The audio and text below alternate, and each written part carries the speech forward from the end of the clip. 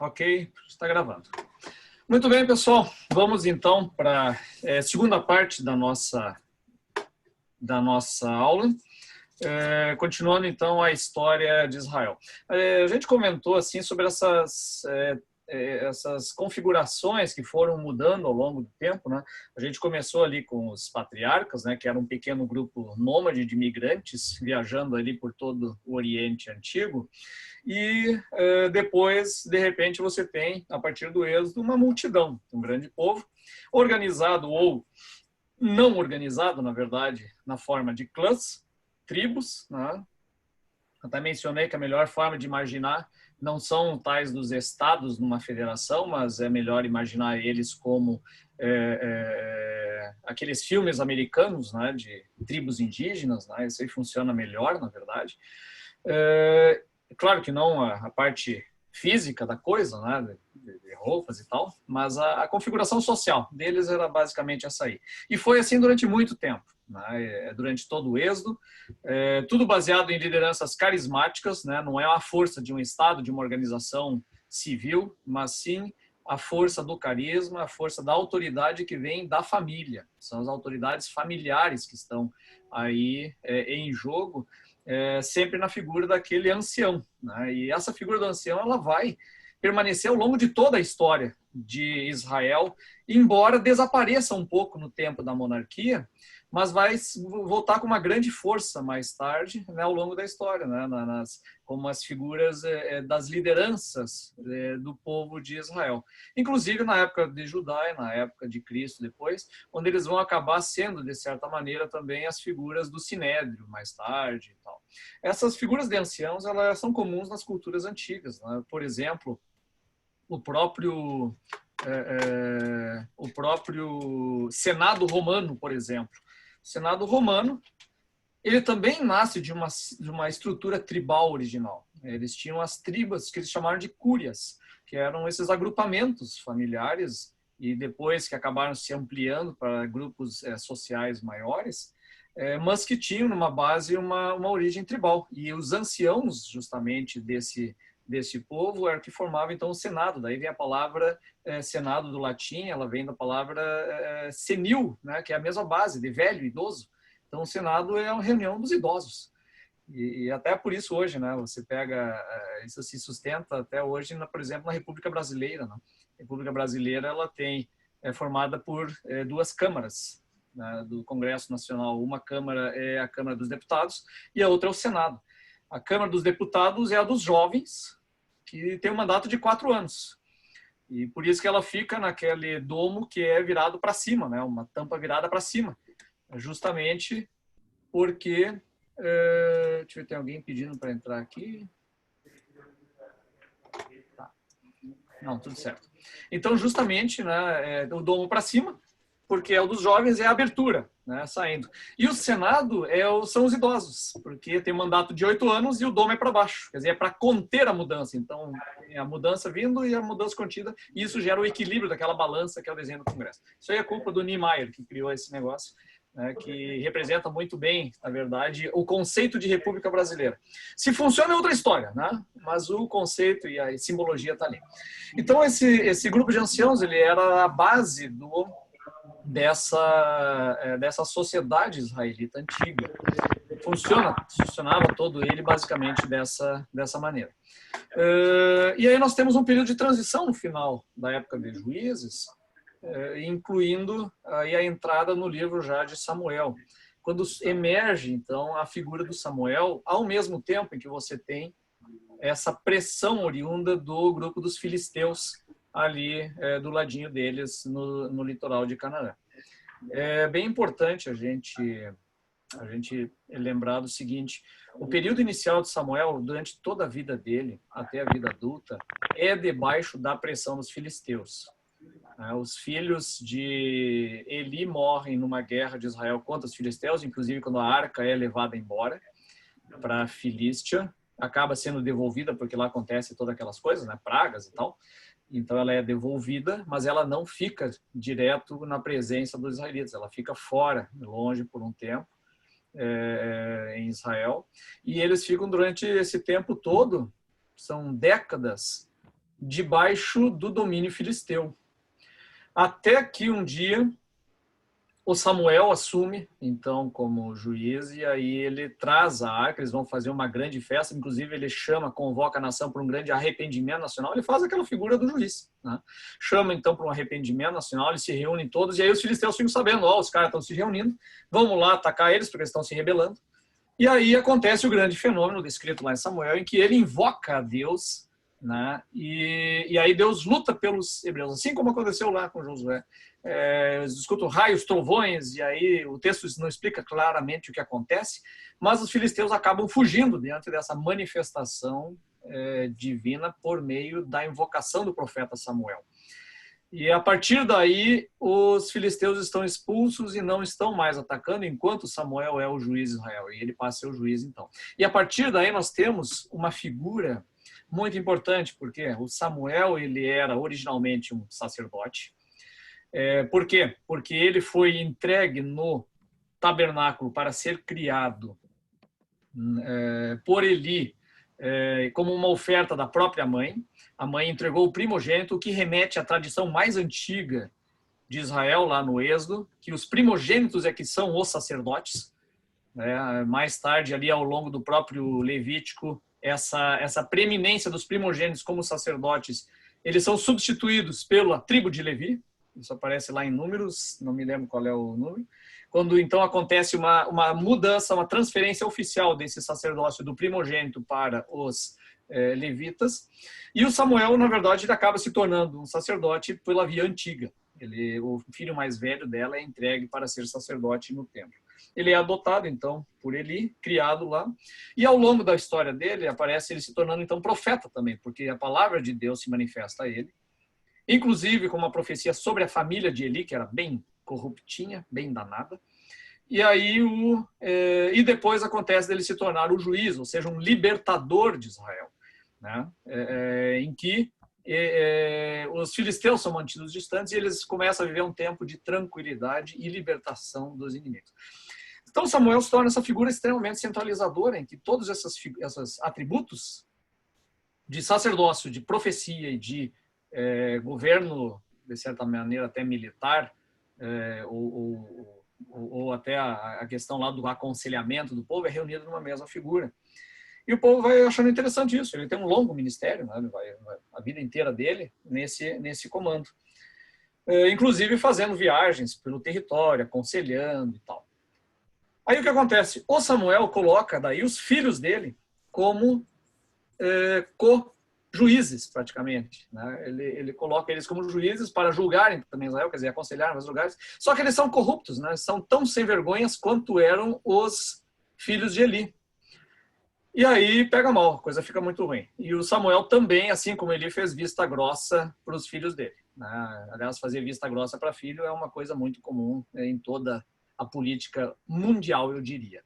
Então, então nós temos assim uma relação ali de Samuel, né, com o povo que está muito boa, e esse povo já está pensando em uma liderança permanente, só que ao mesmo tempo o sacerdócio e a família de Samuel não se mostra muito confiável para isso.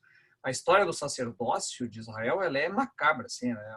Tem histórias horrorosas ali, e eles não são nada confiáveis, né, para uma liderança dessa população. Então, e aí o povo começa a fazer o quê? Eles começam a observar as nações ao redor. Eles veem, olha, como é que eles se organizam, como é que eles funcionam. Eles funcionam por meio de monarquias. Eles têm uma família, né, que ascende sobre as outras famílias e se torna, então, uma classe, uma elite que governa esse povo.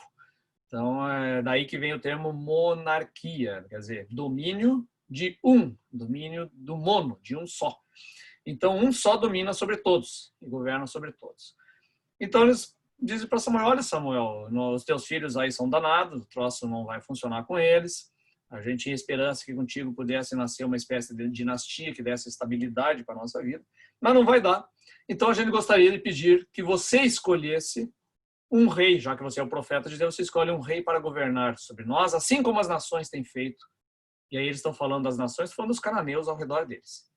Esses cananeus todos, os filisteus, os moabitas do lado, todo mundo funciona na base da monarquia. E aí nós vamos começar a ter um processo de mudança social significativa no meio deste povo. E o texto bíblico, inclusive, ele é muito claro em demonstrar em demonstrar o quanto Deus mesmo rejeita essa ideia de monarquia. Deus ali não está muito satisfeito com o texto, né, com a ideia de um rei. Por quê? Porque Deus é o rei do povo. É Deus que governa. Governa como? Por meio daquele processo que a gente já estava demonstrando ali.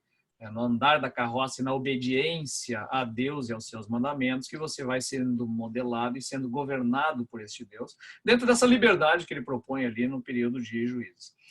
E aí chega à conclusão, olha, Deus não está governando direito. Isso é o que eles que o texto bíblico acaba dizendo. Olha, não está governando direito. Eles acham que não estou governando direito, então, né? Mas tudo bem. Então o que acontece? A monarquia ali no texto bíblico, ele aparece como uma concessão para Israel. Ele não é uma ordem divina, ele é uma concessão divina. Podem ter a monarquia, não tem problema. Só que, se vocês vão escolher um rei, então vocês vão ter que arcar com os custos dessa monarquia, desse rei. E aí o texto bíblico lá de Samuel vai ser bem claro. Ó, ele vai pegar os jovens para lutar na guerra, ele vai pegar as filhas de vocês para trabalhar na estrutura de cuidado da casa do rei, ele vai cobrar impostos de vocês, quer dizer, além do dízimo que vocês oferecem lá para manter o sistema sacerdotal, vocês vão ter que pagar impostos para, né, sustentar a casa real. Então, tem todas as implicações que vocês vão ter que fazer, vão trabalhar de graça para o rei também. Então, eles, não, nós queremos um rei, beleza? E aí acaba, então, entrando a tal da monarquia. E aí nós temos na narrativa bíblica o surgimento da monarquia, e o primeiro rei escolhido é de uma das menores tribos de Israel. Por meio de sorteio, né? O sorteio é um modo de verificar a vontade divina no Antigo Testamento, em vários momentos. Então eles fazem o sorteio e chega no Saul. Saul se torna o primeiro rei dessa tribo de Benjamim. Lembre, no final de Juízes, a tribo de Benjamim quase foi exterminada. Quase foi exterminada. Sobraram 600 homens vivos daquela tribo, nessa narrativa, pelo menos, que a gente não sabe em que momento aconteceu. Aliás, os últimos 5 capítulos de Juízes, eles são uma pérola de horrores, assim. Parece Game of Thrones, assim. É uma história macabra, né? Porque ele narra o episódio em que um levita está levando a concubina, ou seja, a amante dele, para casa. Aí ele passa por Benjamim, pela tribo, vai ficar hospedado num lugar. Um ancião da cidade recebe na sua casa, para ele não dormir no meio da praça. E aí recebe na casa e os moradores ao redor resolvem violentar este levita. Olha, eles estão interessados no levita, não é nem na mulher. Essa é a história desse povo maravilhoso de Deus na Bíblia. Aí, no final das contas, ele lança a própria amante para fora e ela é estuprada a noite inteira até a morte. Deixam ela morta na frente. Esse levita sai, despedaça essa mulher em 12 pedaços, manda um pedaço para cada tribo e diz, olha o que fizeram aqui em Benjamim. Aí todas as tribos se unem finalmente, nunca tinham se unido, agora se unem, mas para exterminar essa tribo. E aí eles fazem guerra, matam quase todo mundo, sobram 600 vivos, e até que se tomam conta, puxa vida, quase terminamos uma tribo daqui. E aí eles acabam... Aí a história termina de um jeito pior do que o outro, né? Eles acabam sequestrando, matando pessoas de uma cidade inteira para tomar as mulheres para os caras que sobraram, porque tinham exterminado vila, cidade, mulher, criança, todo mundo.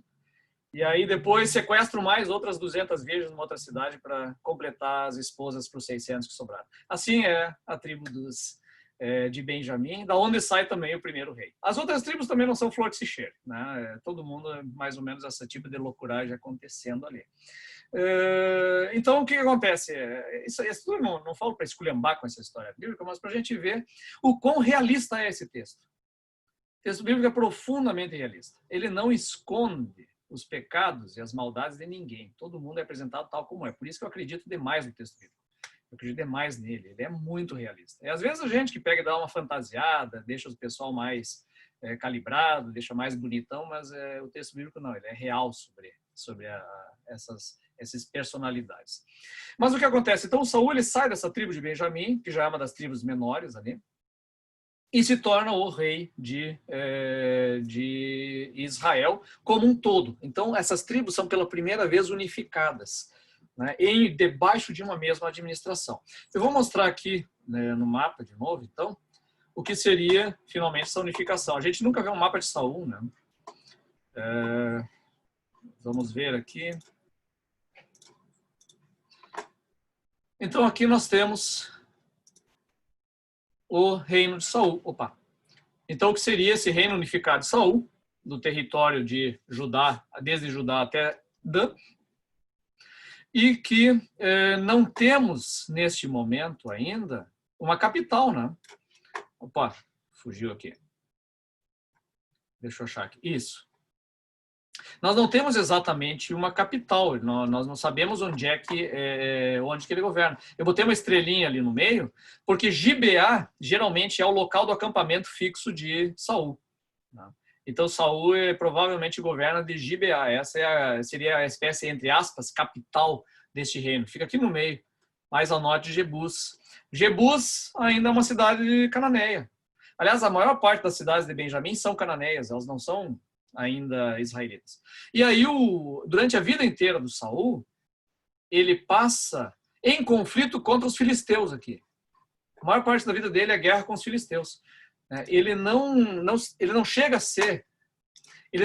ser um rei no sentido pleno, assim, de uma administração, de criar uma administração, de criar uma estrutura de governo, um palácio, nada disso. Ele funciona muito mais como um juiz, um libertador, um cara que organiza as milícias, né, esse exército popular, ele organiza esse exército e vai lutar contra os inimigos. É basicamente o que ele faz.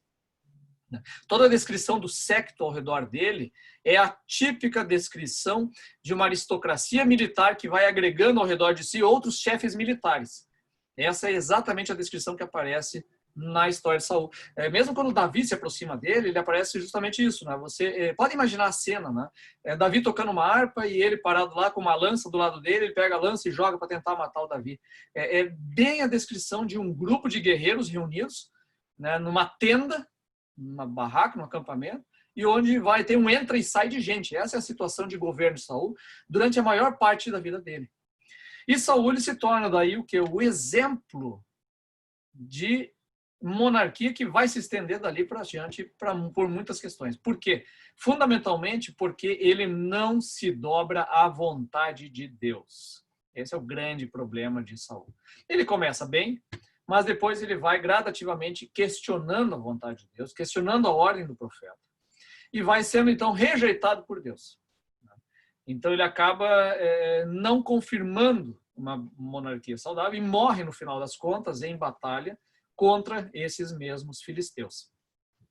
Ao longo dessa história então de Saul como primeiro rei, nós temos a emergência do Davi, que se torna então essa segunda figura, primeiro ungido como rei às escondidas, né, porque o Samuel foi escondido lá para Jerusalém, não, para a terra dele, lá que é Belém. Foi escondido sem Saul saber, e lá ele ungiu então o filho escolhido, e justamente o filho mais jovem, né, do Jessé, para ser o futuro rei de Israel. Mas ninguém está sabendo dessa unção, não é uma unção oficial, é uma unção mais espiritual, né? Deixa eu ver, o pessoal está entrando aqui, dá uma parada.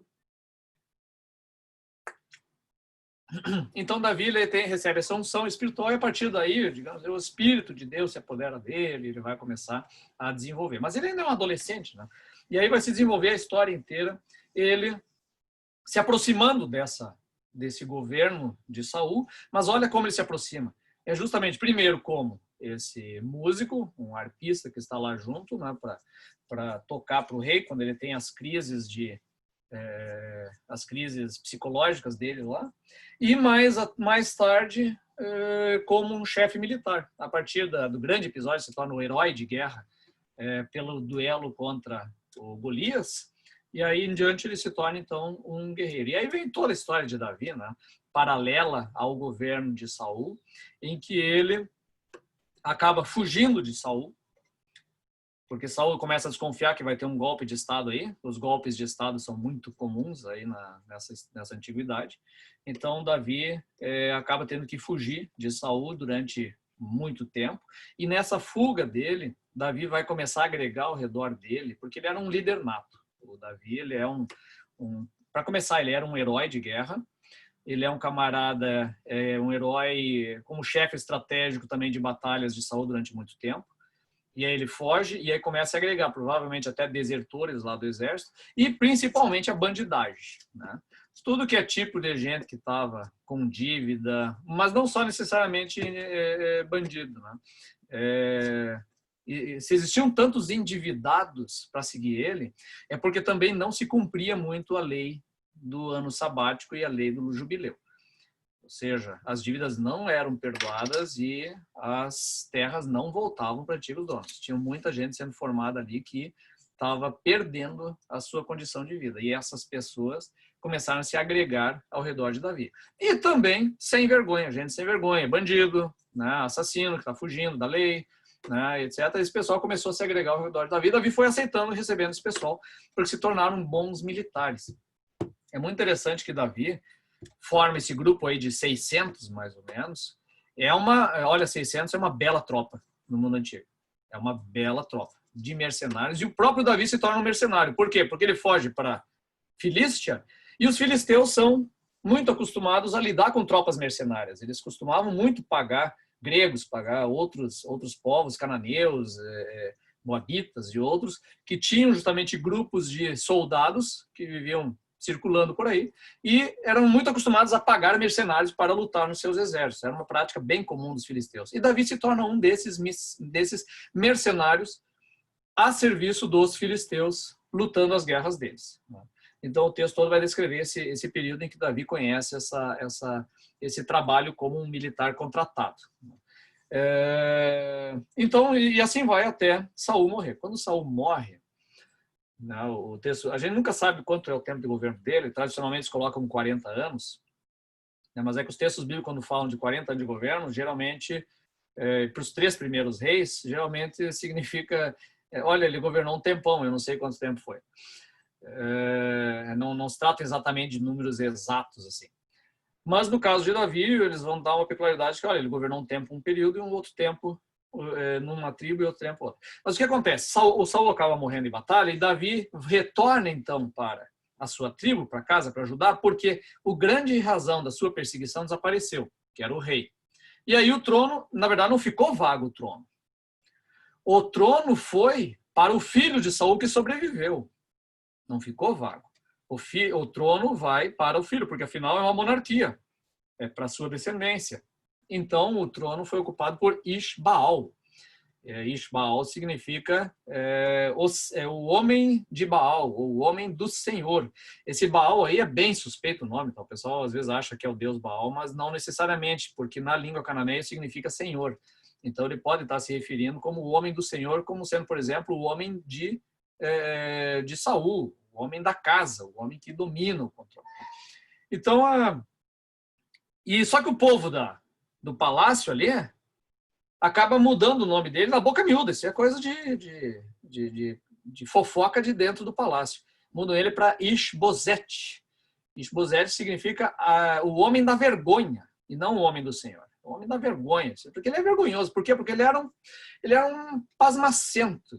Provavelmente esse cara era assim, completamente inepto, este filho de Saul. Mas ele assume o governo e se torna rei. O que acontece com uma das tribos, que é a tribo de Judá lá no sul? A tribo de Judá fica se comendo daí, porque nós estamos sendo governados por esse imbecil e nós temos aqui, na nossa tribo, um cara que nem Davi, herói de guerra, militar, né, com carisma. Eu gosto de imaginar o Davi como... Não sei se vocês lembram daquele filme já antigo, Coração Valente, o William Wallace, né, da revolta lá dos escoceses contra os ingleses. Ele é aquele cara que articula as pessoas ao redor de si, e aí os caras seguem ele por motivação própria, não é imposto de cima para baixo. Seguem ele porque quer. Então eu imagino muito o Davi como uma figura assim. Só que esse Davi, com 600 caras armados, chega de volta em Judá, que é uma vileca. Belém é uma vila. provavelmente ele tem muito mais gente armada e exército com ele do que todos os moradores de toda a região, somados. Então chega uma presença avassaladora em Judá, de um cara armado com exército e com grande carisma e sendo judeu. Aliás, na verdade o termo certo aí seria judaíta. Né? Assim como a gente fala de efraimita, israelita, seria o judaíta. Então chega lá, o termo judeu é bem tardio, o termo judeu vai surgir só depois do exílio, por causa do aramaico. Bom, então o que acontece? Esse judaíta, Davi, ele acaba sendo convidado pela sua tribo, então olha, nós vamos separar desses caras lá do norte. Vamos se separar de Israel e vamos fazer o nosso governo aqui, nós queremos ser governados por ti. E aí o Davi, beleza, top. Então os anciãos dessa tribo vêm e ungem Davi rei sobre eles. E aí acontece o primeiro cisma da história bíblica dos reinos. Muito cedo, né? Logo depois do primeiro governo, primeiro reinado, já tem um cisma, uma divisão. Temos a partir de Davi, então Davi, rei de Judá no sul, e Isbaal, rei de Israel no norte. Esse é o primeiro cisma que acontece. Isso dura 7 anos, né? Praticamente 7 anos de separação. Até que, lá no norte, dá uma picuinha no palácio e os caras cansam da inoperância do cara lá, que inclusive troca de capital.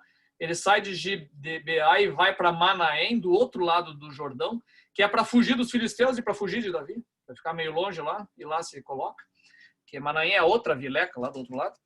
E aí só que aí o pessoal faz uma intriga lá no meio do palácio entre aspas, né, cara, nas barracas dele lá, e aí o camarada acaba sendo assassinado. E os caras que matam ele pegam a cabeça dele e trazem para Davi achando que estão fazendo grande coisa, porque Davi está querendo, né, tomar conta de tudo e tal. Davi manda matar os caras, aquela supremação toda. E no final das coisas, o que acontece? As tribos do norte ficam sem rei. E aí o que eles fazem? O que o veiaredo de lá, o que os anciãos de lá vão fazer? Os anciãos decidem, olha, já que tem Davi governando lá do sul, ele é um cara que nos guiou nas guerras com os filisteus e tal, vamos convidá-lo então a ser o rei. E aí eles descem então ao sul e convidam Davi para ser rei do seu reino também. E aí Davi então se torna rei de Israel. E aí ele é ungido de novo. Vem o veiaredo deles e unge Davi. Esse é um dado curioso. Davi ele é ungido 3 vezes no texto bíblico. E a palavra ungido significa Messias. A palavra ungido é Messias. Então Davi ele se torna o Messias por excelência, a figura, né, do Messias 3 vezes ungido pelo povo. Tudo bem até aqui? Tudo bem? Então tá. Bom, o que acontece então? A partir daí, e aí notem uma coisa quando vocês leem o texto bíblico. Eu, nesses momentos, no nosso curso, eu vou apenas ficar contando história, contando historinha, vocês retêm o que acharem bom, e depois leiam no texto bíblico, não vou ficar buscando referência aqui, tá? Então, o que acontece? Nós temos, a partir daqui, quando Davi é coroado rei de Israel também, lembre do seguinte, isso aí acho que é 1 Samuel, capítulo 5, que acontece isso. 2 Samuel 5, se não me engano. O Davi, ele é convidado a ser rei de Israel, mas nós já temos 2 monarquias separadas aqui. A partir deste momento, o texto bíblico nunca se refere apenas a Israel. Tanto Davi como Salomão, ele vai dizer, e era rei sobre Judá e Israel.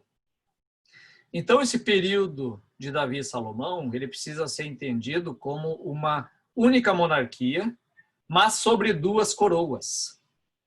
Isso é um dado importante. Ele não é apenas rei de uma única monarquia. São duas monarquias, mas com apenas um rei. É uma espécie de Grã-Bretanha. Tá? Então, assim como a Inglaterra, você tem, né, diferentes monarquias debaixo de uma única coroa, aqui nós vamos ter uma situação mais ou menos parecida. Desculpa.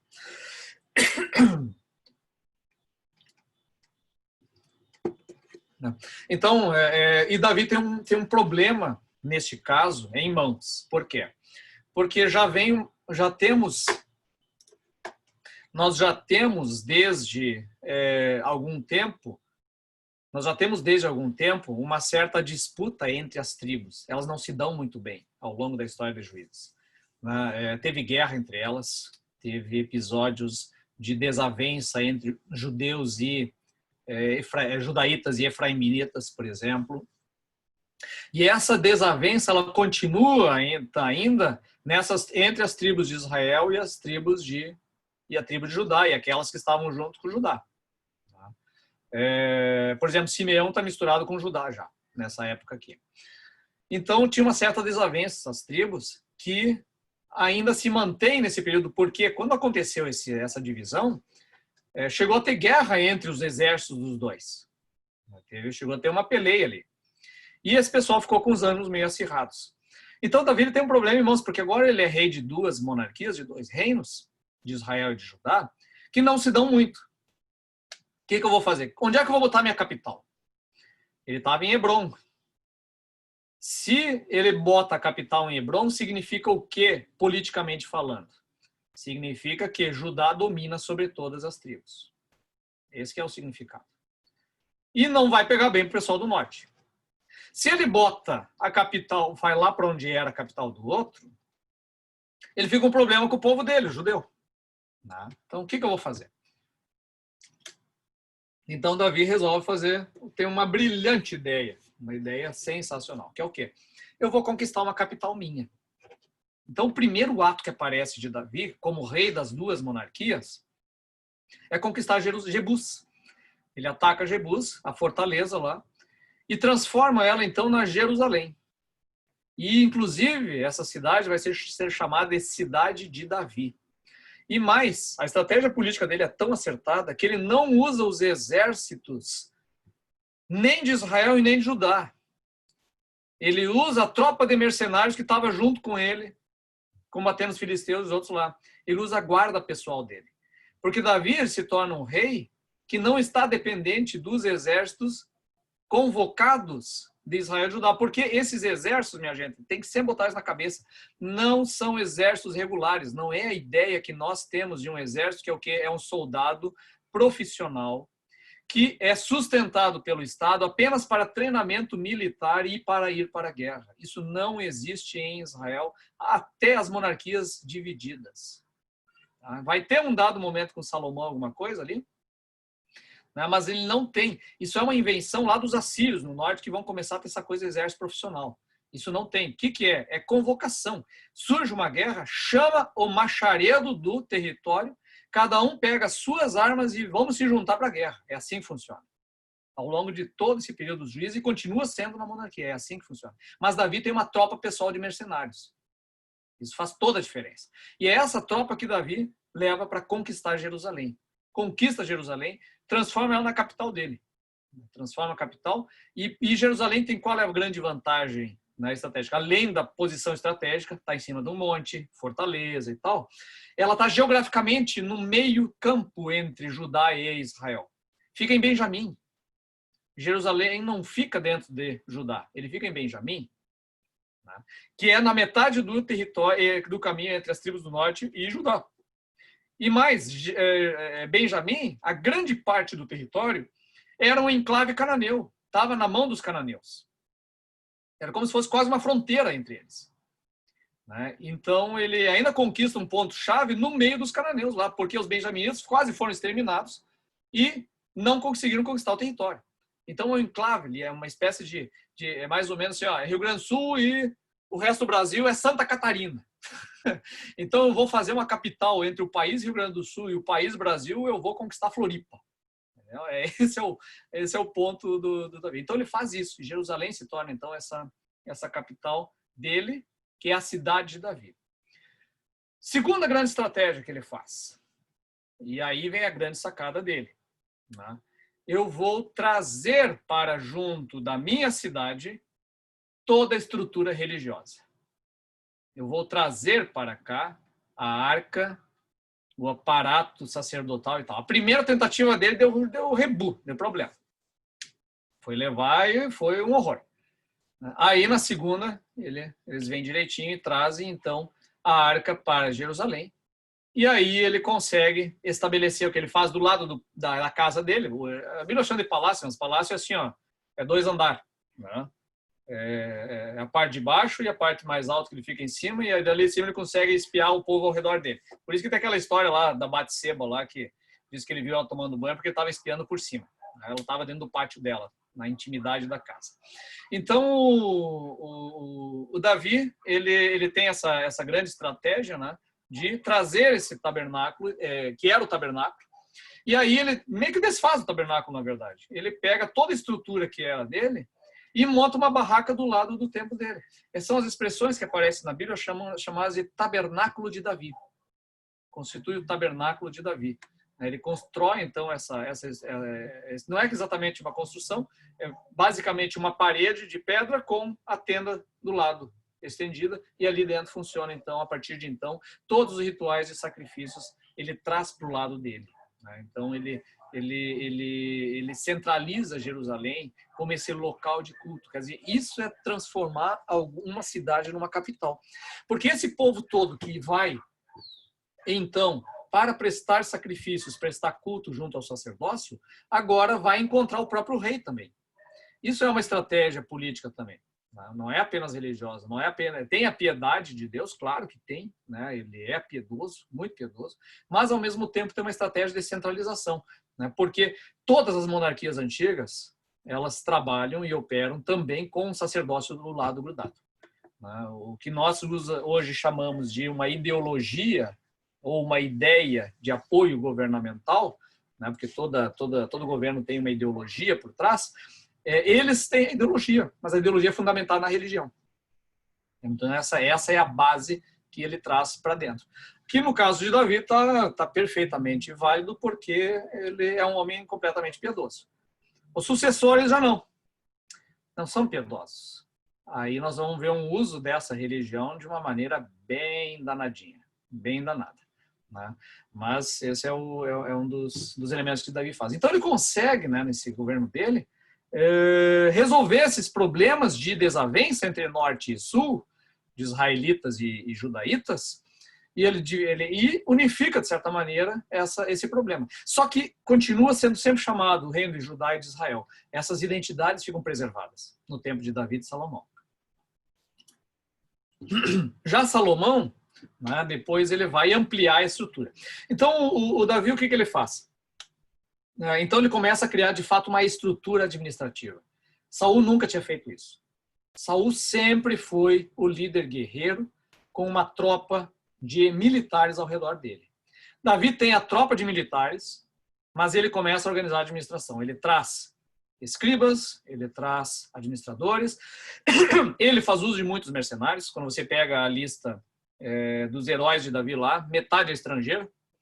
Né? E um deles, um dos grandes heróis, um dos 33 principais heróis dele, se chama Urias o Hitita, que é de um reino que caiu no século XII, lá com a chegada dos povos do mar, que são também, entre eles, os filisteus. E esse Urias o Hitita, é um dos grandes, importantes guerreiros mercenários dele, que estão lá lutando com ele. É justamente esse, né, o alvo daquela história sórdida da Batseba, né, que ele acaba, então, ficando com a esposa dele lá. Então, isso até para a gente ver na gravidade desse pecado e dessa história aí. Mas o Davi, então, ele consegue fazer essa grande centralização, né, estatal, e criar, de fato, uma administração, quer dizer, construir um palácio, dividir, organizar a situação. Ele começa a planejar depois um templo. Então, é isso tudo o Davi vai fazer. E ele consegue a vitória sobre esses reinos ao redor dele, né? Então, ele vai ser atacado, eventualmente, por alguns. E nesse contra-ataque dele, ele é um militar de primeira categoria. Aliás, estratégias militares israelenses antigas. Durante todo esse período de Juízes, e principalmente Davi, Salomão não teve muita guerra, mas até Davi, eles operam basicamente num sistema de guerrilha. Eles são exércitos muito inferiores aos outros. Então eles funcionam, pode ler os textos bíblicos, é muito assim, ó. Você finge que vai por aqui e vai por trás, né? Ou finge que é um monte de gente usando, cada um com uma tocha para causar pânico. Ataca de noite, ninguém ataca de noite. Então ataca de noite. Assim, ó, é cheio das maracutaias, por quê? Porque eles são inferiores, então funciona na base da guerrilha. É mais ou menos como os gaúchos conseguiram aguentar a Guerra dos Farrapos durante 10 anos. Os gaúchos não eram loucos de botar a infantaria frente a frente com o exército imperial do Brasil. Eles não eram loucos. O que eles faziam? Cavalaria. Os caras vinham a cavalo, espetavam os inimigos e corriam para o mato. Esse era o jeito gaúcho de lutar. Corre, espeta, corre para o mato. Corre, espeta, corre para o mato. Aí durou 10 anos. Foi embora. Então esse é o jeito de um exército mais fraco vencer outros exércitos mais poderosos. Claro que depois ele vai desenvolvendo, então, uma infantaria melhor, vai desenvolvendo mais, né, um armamento bélico e tal, e vai desenvolvendo um exército que é basicamente infantaria. Davi só tem soldados a pé. Eventualmente montado em jumento, mas o jumento, aparece ele correndo, né, de jumento para cima de Jerusalém, mas o jumento é mais para carga, né, é um péssimo animal de guerra, né, não funciona muito bem. Até porque os judeus, nesse momento, eles não dominam a adestração de cavalos.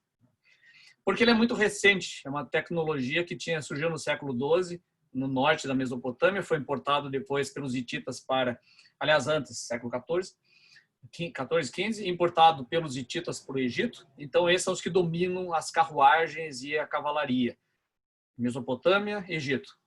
E pessoas cananeus ali. Mas o Davi não domina muito essa técnica aqui ainda. Ele está lutando a pé contra essa gente toda aí. Por isso que até você pega lá a própria narrativa de Juízes, tem dado momento em que a descrição da vitória de Israel se dá por quê? Porque choveu muito durante a batalha e as carruagens ficaram atoladas. E carruagem atolada vira presa fácil para a infantaria. Então, e aí no mesmo tempo de Davi, eventualmente, por exemplo, ele conquista uma vitória sobre cananeus que têm carruagens. O que ele faz? Ele já retém os cavalos. Ele corta os tendões deles para não correr mais. Mas para que fazer isso? Porque ele não usa cavalos ainda. Quem vai usar cavalo é Salomão. Ele vai usar. Ele vai importar essa tecnologia do Egito. Inclusive, talvez seja até porque Davi obedecesse o Deuteronômio. Pode ser um sinal da piedade dele. Eu vou confiar em Deus e não confiar nos cavalos. Não diz isso nos Salmos? Tem os que confiam nos cavalos. Nós confiamos no Senhor, nosso Deus. Porque o cavalo é o tanque de guerra da antiguidade. Ele é a tecnologia caríssima de se desenvolver, porque não é apenas você pegar um cavalo e botar puxado para uma carruagem. Tu tem que ter a carruagem puxada, tu tem que ter a tecnologia de construção da carruagem, que é baseada no ferro, tu tem que ter caras treinados na cavalaria, tu tem que ter o cara que domina a condução do cavalo e junto o arqueiro do lado e o lanceiro do lado para causar algum estrago. Então não é uma tecnologia fácil. É um desenvolvimento de alta tecnologia que precisa o quê? Exército profissional. Davi não conta com isso, a não ser com o seu exército mercenário particular. Inclusive o sem vergonha do Joabe, que é o general dele, que é um salafrário.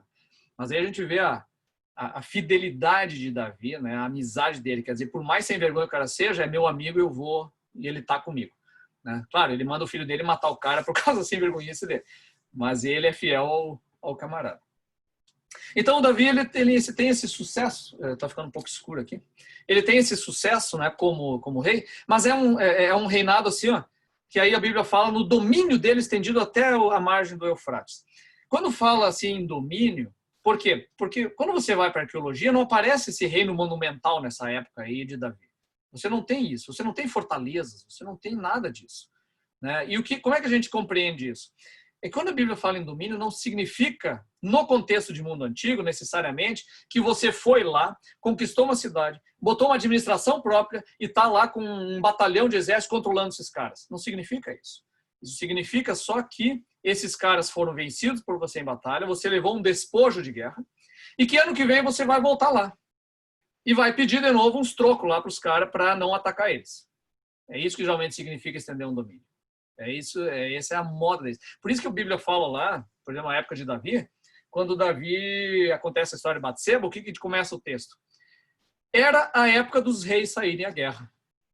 Porra, mas que negócio é esse? Época dos reis saírem à guerra? Por quê? Porque é verão, né? É verão, o pessoal não luta no inverno, e no verão os caras saem para isso, para cobrar imposto, para cobrar, olha, eu quero, me paga aí para eu não te atacar agora e tal. E aí acontece o entreveiro, os caras não querem pagar. Então, Davi tem esse domínio estendido, é nessas bases. Às vezes, ele só precisa chegar numa cidade, se apresentar pessoalmente lá, o cara recebe ele, ó, leva lá teu saco de prata e ficam, se dão um abraço, dão, né, são um amigo e tá beleza. Então é esse domínio, tipo de domínio que ele tem estendido durante esse tempo aí. Qual é a grande vantagem? Por que ele consegue isso nessa época? Porque o Egito está em franca decadência. O Egito não está numa época danada lá e não consegue expandir o domínio dele sobre Canaã. Mesopotâmia também, os reinos da Mesopotâmia estão tudo quebrado. Por quê? Por causa daquela invasão que os filisteus vão acabar aparecendo antes ali. Não era só os filisteus. É uma penca de povos que vieram se arrastando por todo o Oriente e destruindo tudo pelo caminho. Então, muitas monarquias vieram abaixo nesse tempo. E aí vem essa oportunidade de crescimento para Israel com Davi. E com essa dupla coroa sobre, né, Israel e Judá. Né? Então, Davi ele vai ter essa estabilidade ao longo da vida dele. E uma das coisas importantes que ele faz, em termos de aliança, é a aliança com os fenícios do norte, que são os cananeus do litoral de lá. Então, ao longo do texto, o texto não chega a mencionar grandes conquistas dele, mas ele vai, de certa maneira, assimilando esses cananeus do território dele para dentro do reino dele. Ele assimila muitos administradores de outros reinos. Espera aí, só um pouquinho que tá um barulho danado. Helicóptero passando aí, eles devem estar catando o pessoal que está nos parques agora, que tem sol. Está quase entrando em tarja preta aqui em Porto Alegre, tá um caos. Então o Davi ele faz essas alianças, né, com alguns reinos vizinhos, inclusive para o casamento, e principalmente os fenícios, vai agregando administradores, porque, afinal, cara, eles acabaram de sair da idade da pedra ali. Eles não têm administradores, eles não têm construtores, eles não têm engenheiros, eles não têm arquitetos, eles não têm nada disso. Eles são um monte de gente vivendo no campo e sobrevivendo. Eles têm agricultores. É isso que eles têm. Eventualmente, algum tipo de militar. É isso que eles têm. Né? Então, essa é a nação de Israel. Então, ele tem que importar isso tudo de fora. Ele faz uma aliança muito importante com a Fenícia, Irão de Tiro, que são poderosíssimos. É uma nação avançadíssima, grandes navegadores. E ali ele estabelece uma aliança com eles. Né? Faz uma aliança com eles, ele faz uma aliança com Moabe.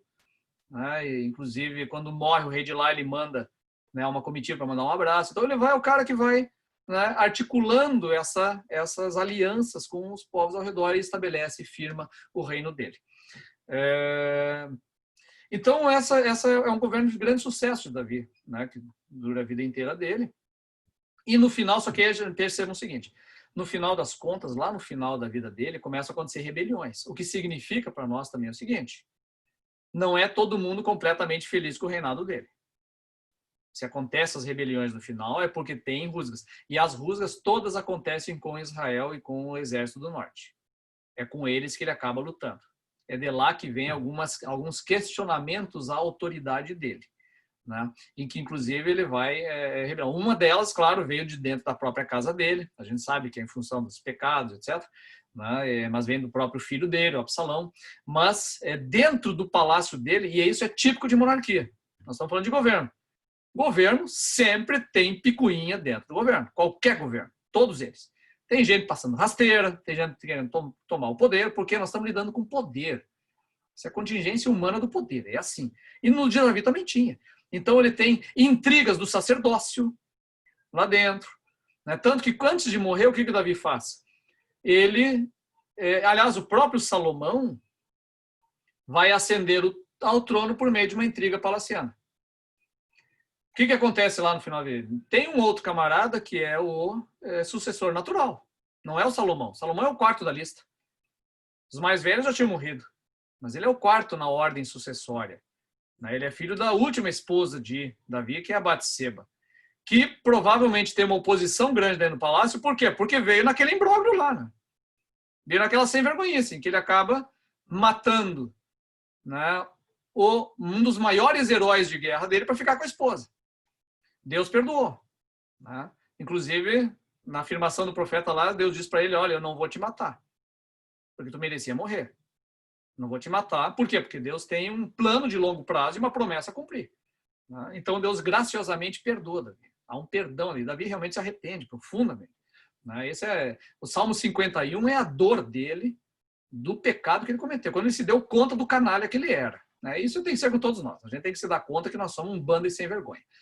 Então, ele se dá conta disso, mas as consequências elas vêm a reboque para o resto da vida. E, inclusive, esses questionamentos sobre Salomão. Tanto que lá no final das contas, a Batseba vem e fala para eles, olha, eu acho que o Salomão tem que ser o rei. E ele concorda com isso. Salomão tem que ser o rei. Inclusive, o nome Salomão é Shlomo, é paz, né? Ou pacífico. Então, eu quero Salomão tem que ser o rei. E Davi articula, então, antes de morrer, que Salomão assuma o trono. E, inclusive, Salomão assume o trono antes de Davi morrer. Acontece uma coroação oficial. Nesse processo todo, Davi, antes de morrer, com Salomão já no trono, nós temos aqui uma duplo governo, Davi já está velhinho, Davi chama Salomão e aí dá os conselhos para Salomão. Os conselhos são o quê? Exterminar a oposição assim que tu assumir. Porque a coisa está fervendo aqui dentro. Salomão não ia durar um ano no governo. Ele ia perder o governo porque estava fervilhando a oposição lá dentro. Tinha um sacerdócio apoiando outro irmão de Salomão. Tinha militar apoiando o cara. Quer dizer, se você tem sacerdócio e tem militar apoiando o outro, vai dar rolo. Vai dar rolo. Salomão tem o quê? Os mercenários de Davi. Tem essa tropa ali, que é a tropa pessoal que continua se mantendo. Ele continua tendo uma tropa pessoal para o rei. Uma característica lá da própria monarquia que se cria, né, em Israel. E aí o que acontece? O Salomão, assim que assume, depois que Davi morre, ele enfrenta justamente isso aí. Né? Vem o irmão dele, né, vem com uma conversa fiada lá, olha, quem sabe eu posso ficar com a antiga esposa do pai, que ele não dormiu com ela, etc. Né? Que eu sou apaixonado pela tal da Sunamita lá. E aí os irmãos, que negócio é esse, ficar com a concubina do pai? Isso na linguagem oriental, nas monarquias orientais, significa assumir o trono. Tu vai ficar com o harém. O dono do harém, do pai, é o dono do trono. Então não tem esse negócio de ficar com o harém do pai. As mulheres do pai são minhas. Eu sei que é meio cabeludo a gente ouvir esse tipo de coisa, ainda mais se tratando de povo de Deus, né? Mas é isso, essa é a realidade que o texto bíblico nos apresenta, não é conversa fiada, tá isso lá. E o Salomão faz o quê? Vamos exterminar isso, manda matar o irmão, manda primeiro exilar, o irmão faz a bobagem de aparecer lá, ele aí manda matar, porque o cara estava exilado, manda exilar o profeta que faz parte da conspiração, manda matar o Joabe, né, porque Davi já tinha falado, e aí faz uma limpeza danada, ele começa o reino com uma chacina, assim, típica de início de monarquia com oposição interna. E aí o Salomão assume, a partir daí, o reino dessas duas coroas. Notem de novo, né? O governo de Salomão, ele é citado de novo.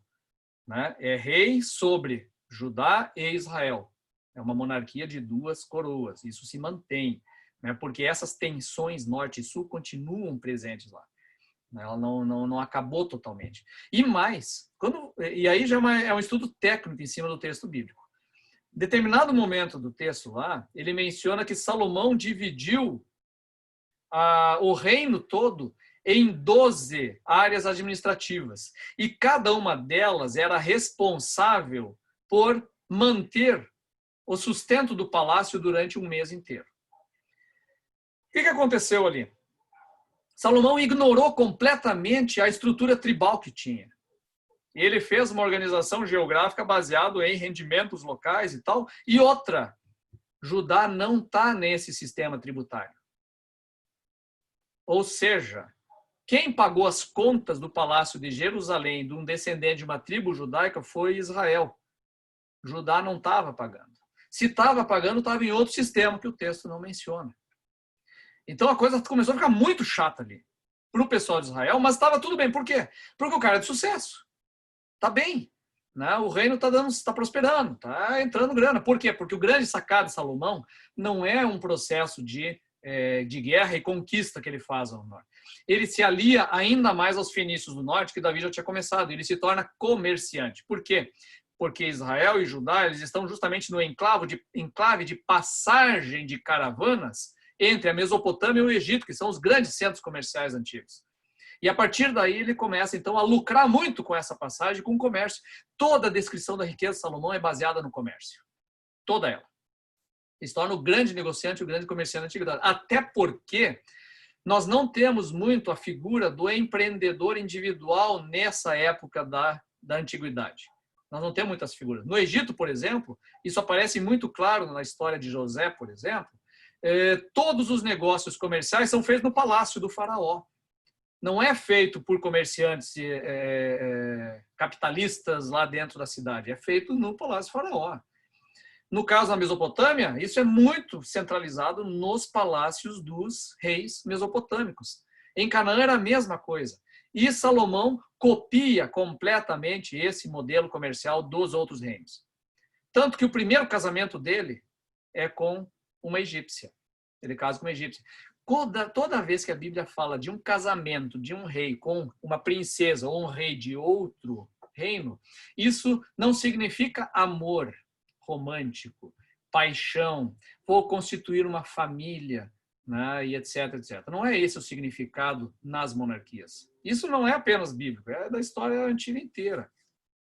Isso tem um significado político, isso tem um significado de aliança com outra nação. Por quê? Você não tem uma ONU, você não tem um sistema interno estatal com um sistema jurídico organizado e reconhecido internacionalmente. Nada disso existe. Você tem famílias que dominam sobre determinados povos. Muitas vezes, essas famílias nem sequer pertencem ao povo que elas dominam. Às vezes são de fora. Vide o caso dos filisteus. Eles dominam sobre um povo e são estrangeiros. Então, o que acontece? Como é que você faz uma aliança com outra família? Com outro reino? Casa. Você se torna parente dele. Parente de sangue. Por quê? Porque quando você casa com ele, ou você, o rei, casa com uma princesa de outro, ou casa o teu filho com a princesa de outro, ela vem, e aí o que acontece? Eles vão um dia ter filho. O filho que eles tiverem tem sangue das duas monarquias. E essa é a grande aliança que está proposta. Então, e aí o que acontece com Salomão? Em determinado momento, lá em 1 Reis 11, diz que Salomão teve muitas esposas. Ele teve 700 esposas e 300 concubinas. Aí diz, ai meu pai do céu, como ele era tinhoso. Por quê? Porque a gente pensa com cabeça de brasileiro. O brasileiro pensa em sacanagem. Né? Às vezes, tudo é orgia. O cara tinha uma orgia por noite. Isso era uma loucura o harém dele. A questão toda não é sexual nesse texto bíblico. A questão toda ela é comercial e ela é diplomática. Se ele teve 700 casamentos, significa que ele teve 700 acordos comerciais. Mas que quantidade enorme de reinos. Sim, ao redor, cada cidade é um reino. São tudo reininho. Então, está cheio de reinos e um grandão, que é o Egito, que ele casa com a esposa do faraó. De quem ele importa o sistema administrativo. Porque quando você pega a lista de administração de Salomão, você tem personagens e cargos na lista dele que remetem diretamente ao sistema dos vizires egípcios. É o mesmo tipo de sistema. Quando fala de copeiro, quando fala não sei do que, a gente acha que é cara que serve vinho para o rei, sabe?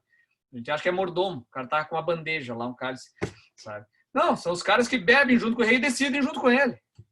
Né? Servem o rei, toma um vinho aí, rei, vamos discutir esse negócio. São administradores. Né? Essa é a figura lá do Neemias, que era o copeiro do rei. Era um administrador de alto nível. É isso que eles são. Então, o Salomão ele casa com essa mulherada toda por alianças comerciais. Né? E tem as 300 concubinas, que também são alianças, mas a concubina ela é uma amante oficial. Aí a concubina já é mais por desejo carnal mesmo, provavelmente. Né? Ali já tem mais, essa parte já dá para considerar um pouco mais. Embora também envolva essa questão comercial. Né? É sempre bom para uma família importante dentro de um país, de um reino, ter uma filha como uma amante oficial do rei. Né? Sempre é bom. Traz muitas vantagens comerciais e benesses lá dentro. Então, Salomão é esse cara que articula muito essa questão econômica, essa questão com estrangeiros e dentro do próprio reino. E isso se manifesta lá nessa citação sobre os casamentos dele. Tudo bem até aqui? Eu estou aqui despachando um monte de coisa e vocês estão quietos aí. Bom, vou seguindo então. Então, essa é a figura do Salomão, né, o pacífico. E aí, o que ele faz? Constrói, e aí ele vai construir fortalezas, ele constrói o palácio dele, constrói o templo, famoso templo de Salomão, né, que Davi tinha projetado, e aí ele constrói essa obra magnífica, como? Trazendo engenheiros da Fenícia, né, tanto que vem de lá os principais, a madeira vem da Fenícia, né, o cedro do Líbano, ele importa os principais engenheiros, essa galera toda que vai, né, orientar o trabalho. E aí ele começa e faz a construção do templo. E as obras também de fortalezas em vários lugares de Israel para si, né, começa a criar isso aí. E aí ele faz uma coisa nova, completamente nova, que Davi jamais tinha feito. Aquela história dos cavalos dele, das cavalariças e tal. Então, eu mencionei antes essa questão de cavalo e ter esse tanque de guerra, entre aspas, né, que é o carro puxado, né, por cavalos. Para isso, tu tem que ter exército profissional. Então, ele cria o tal do exército profissional. Isso significa o quê? Que ele separou de dentro da população dele um grupo que, a partir de então, iria ser sustentado, né, para viver treinamento de guerra, só isso. Com isso, ele cria uma casta militar. Ele cria uma aristocracia militar que vai ficar perto dele, junto dele. Desculpa. Então, com isso, ele começa a criar... Opa! E aí, Wellington? Beleza? Então, aí ele começa a criar aquilo que seriam não mais um relacionamento dentro da comunidade de Israel e de Judá, baseado na autoridade familiar do clã. Mudou isso. Não são esses caras. São o quê? São os mais hábeis militarmente, que vão começar a ser treinados e viver exclusivamente disso. O que ele fez com isso? Criou uma classe social. Isso é uma novidade completa dentro de Israel e Judá. Porque até então você tinha, claro, pessoas com mais posses, com menos posses, mas não uma noção de classe, de alguém que está numa classe separada, diferenciada, né, dentro de uma estrutura hierárquica forçada de cima para baixo. É o que ele faz, ele cria essa classe. E essa classe, não por acaso, depois vão ser os líderes de exército, líderes no geral, né, essa aristocracia militar, que vai ser a base de todos os golpes de Estado que vão aparecer dali em diante em Israel e Judá, até o final da história. Como é no mundo inteiro antigo. Em outras palavras, não apenas Israel e Judá fizeram como disseram em Samuel, nós queremos ser como essas nações ao nosso redor, como Davi, mas Davi nem tanto, porque Davi era um homem piedoso, mas Salomão principalmente, ele passou a copiar os reinos ao redor às ganhas. Ele se tornou completamente idêntico a todos os reinos ao redor. Idêntico. Né? Inclusive, essa cópia da estrutura administrativa do Egito, que aparece lá, é outro elemento típico. E mais do que isso. Vamos lembrar agora daquilo que eu falei para vocês antes, sobre a escravidão dos israelitas no Egito. No que eles foram colocados? Eles foram colocados no regime de corveia, que era o trabalho obrigatório e gratuito debaixo das obras do faraó. Certo? É isso que eles faziam. Construíram 2 cidades lá. O que Salomão começa a fazer? Construir cidades, fortalezas, o mesmo que o faraó. E mais que isso, o que ele faz? Ele coloca o próprio povo de Israel na corveia. O próprio povo de Israel é obrigado a trabalhar gratuitamente para o Estado durante um tempo lá nessas obras dele. Os textos são bem controversos aí. Crônicas diz uma coisa, Reis complementa outra coisa, mas você descobre ali nas entrelinhas, principalmente em Reis, que Salomão sim botou o próprio povo para trabalhar na corveia. Isso vai aparecer na cisão do reino depois. Nesse momento não aparece. Por quê? Tá tudo bem. Né? Riqueza entrando no reino as ganha. Tá tudo beleza, mas o povo está sendo oprimido pelo próprio Salomão. Salomão, ele passa a ser para o seu povo como Faraó era para o povo de Israel lá no Egito, só que ele é para o próprio povo. Ele se torna o grande opressor do próprio povo dele. Alguém vai dizer daí, tá, mas Salomão não é o mais sábio de todos os homens da terra, segundo a Bíblia? Aí eu vou explicar, sim, ele era. Né? Ele foi no início, ele pediu sabedoria a Deus, e ele pediu sabedoria para Deus para o quê? E Deus deu para ele. Ele disse assim, ele pediu sabedoria para governar bem este povo. E aí ele começa a governar. Só que o que ele faz depois? O que o texto bíblico diz que ele faz? Ele não usa sabedoria para governar o povo. Ele usa para discorrer sobre as plantas, para discorrer sobre os animais, para escrever ter sabedoria. Ótimo, beleza? Temos aí provérbios, coisas fantásticas a partir desse ímpeto do conhecimento de Salomão, mas não para governar. E mais, o texto bíblico depois diz o quê? Que o Salomão apostatou. Por quê? Porque o amor das mulheres o desviou. Aí a gente pega e pensa o quê? Opa, então Salomão ele acabou caindo na idolatria por causa da paixão amorosa das mulheres. Aí vocês têm que lembrar o que eu falei para vocês antes, que essa mulherada toda, ela não era questão de amor emocional, ela é questão econômica. O Salomão trouxe essa mulherada pagã toda, né? E elas não se converteram ao Deus de Israel. Elas vieram como estavam. As esposas de Davi, que vieram de fora, não se fala nada delas porque provavelmente aceitaram a fé de Deus e de Yahvé. Salomão não se importou com isso. Salomão elas trouxeram, e aí o que aconteceu provavelmente ali? Que o texto não fala, a gente só vê a consequência no final. Estou com saudades de casa. Ai, eu quero construir aqui um altar para Deus da minha casa para me lembrar dos meus pais. Ou eu estou com saudades do culto da minha divindade. Salomão, o que ele faz? Ele deixa. Tá, tudo bem, faz aí. Por quê? Porque se ele diz, não, tu não vai fazer, o que ela faz? Ah, eu vou reclamar para o pai. Ah, eu vou embora. Se ele vai embora, o que o pai faz lá? Pô, cara, que tu mandou minha filha embora? Cadê o nosso acordo? Aí rompe o acordo comercial. Salomão perde o quê? Lucro. Você foi o lucro dele.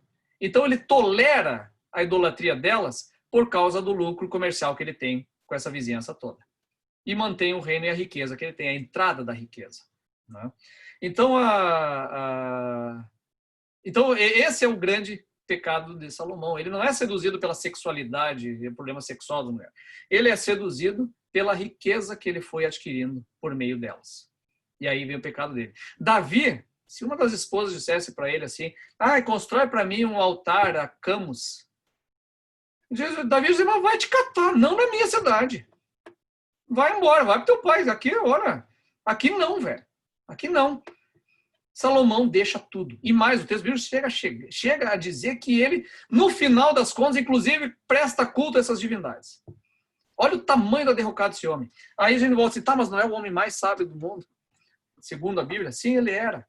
O problema é que o próprio Salomão descobriu, e isso está lá nos Provérbios, sobre o princípio da sabedoria. Qual é a grande base da sabedoria que Deus dá para os homens? Qual é a base? Agora vocês me respondam. É o temor ao Senhor. Temor ao Senhor. No momento em que ele perde o temor ao Senhor, ele perde junto toda a sabedoria. Ela vai para o saco. Ele se torna um déspota tão ignorante, tão autocentrado em si mesmo, como todos os reis da antiguidade foram. Ele é tão perverso quanto eles. E é isso que o texto bíblico nos mostra. É interessante porque a gente fica lendo toda a descrição da riqueza, dos cavalos dele, das mulheres dele, espantado. Olha como Deus abençoou ele. Sim, de fato, Deus abençoou. Só que esse é o grande calcanhar de Aquiles dele. Porque quando você pega o texto bíblico descrevendo exatamente a riqueza nesses termos, e você lê Deuteronômio, e diz Deuteronômio dizendo claramente que essas coisas que Salomão acumulou não devem ser feitas pelo rei de Israel, o texto está nos dizendo que esse acúmulo de riqueza foi a perversão de Salomão. Porque ele não está lá para acumular para ele. Ele está lá para ser o canal de bênção para o povo todo. E o que ele está fazendo? Arrancando as entranhas do povo para enriquecimento do próprio nome dele. É isso que Salomão faz. Então, toda vez que o pessoal começa a exaltar muito Salomão, me remexo por dentro. Assim. Ele deixou escritos que demonstram uma grande sabedoria, mas uma sabedoria que escoou pelo ralo na vida dele. Parece que o palácio dele levou mais tempo para ser construído do que o templo, não? Né? Claro, tu pega a descrição do palácio, ele é o dobro do tamanho do templo. A gente fala do templo de Salomão como uma enormidade. Cara, pega a dimensão do templo de Salomão, claro, tem a questão da riqueza interna, né, ouro, etc. Mas o tamanho é uma capela nossa, cara. As nossas igrejas são muito maiores que o templo de Salomão. E tem 30 metros de comprimento, 10 de largura. O que tu bota de gente lá dentro? Não bota nada. Então, até porque ninguém entra em templo antigo, né? Os templos só entra o sacerdócio e olha lá, né? O povo fica lá fora, no pátio. Ninguém entra. Nenhum templo da antiguidade o povo entra. O templo cristão é que inventa essa coisa das pessoas entrarem no templo para cultuar, né? Por isso que o templo cristão, que vai surgir lá depois do Constantino, ele não pega o modelo dos templos pagãos, porque eles não servem, são muito pequenos, não entra gente lá. Ele pega o modelo da área pública de debates públicos, que é meu Deus, me fugiu agora. A Basílica Romana, que é a área pública do espaço público de debate, ele transforma em igreja, em templo, e isso vira o templo cristão. Cara, ele acertou uma teologia eclesiástica de templo cristão na veia. Porque igreja, templo cristão seria uma eclésia, uma reunião. E o templo de Salomão não é eclésia, ele não é reunião. Aliás, nenhum templo é, nem o tabernáculo é. Ele é outra simbologia. Mas fecha parênteses aqui. Bom, Salomão, então, e o fracasso dele aqui. Eu adoro esculhambar com Salomão. Então deixa eu só, antes de continuar, eu vou colocar aqui cadê o Wellington? O Wellington sumiu de novo. Entrou e saiu. Ah, tá aí? Eu vou te colocar como anfitrião aqui. Tá, é que eu tô como primeira igreja batista aqui. Ah, tá, primeira igreja. Tá, tornar anfitrião aqui então. Pronto. Eu deixei gravando. Ixi, não sei se parou de gravar agora. Tá gravando não, aí? Eu acho que tu colocou para gravar pela nuvem. Então ele vai gravar independentemente de qualquer coisa. Tá, ele tá gravando, ele tá lá em cima recording, tá? Mas agora tu tá controlando, ele tá gravando lá que eu deixei lá. Beleza. Tá. Bom, então, essa narrativa toda de Salomão, embora tenha elementos muito positivos, porque afinal de contas eles cresceram muito como reino, eles se estabeleceram, né? Eles se tornaram, digamos assim, a potência regional. Deixa eu ligar mais uma luz aqui que eu tô ficando bem amarelo. Só um pouquinho. Enquanto isso, cadê o pessoal? Sumiram. Só os guerreiros. Tá perdendo. Bom, então o Salomão, ele embora ele tenha esse, digamos assim, sucesso econômico, em termos espirituais, em termos de propósito de Deus para uma nação, ele é o símbolo do fracasso. Né? Não considera ele como sucesso. Né? Porque o que um rei deve fazer? E essa vai ser a briga de todos os profetas depois. Um rei existe para o bem-estar do seu povo. É só para isso. Para trazer descanso à terra. Se o rei existe apenas para arrecadar para si mesmo, para aqueles que estão ao seu redor, a sua aristocracia, essa turma toda, esse rei não serve para nada. E essa é a grande acusação dos profetas sobre todos os reis que vêm depois deles. Todos vão trabalhar em cima disso. E o Salomão é o inaugurador desse negócio aí. Quer dizer, já de cara lá. E aí vai acontecer então depois, ele não tem guerras na vida dele, vai acontecer só no final. Quando? É justamente quando Deus aparece para ele. Aliás, um parênteses aqui, ele fez a construção do templo, né? Construiu o templo conforme, né, Davi tinha orientado para ele.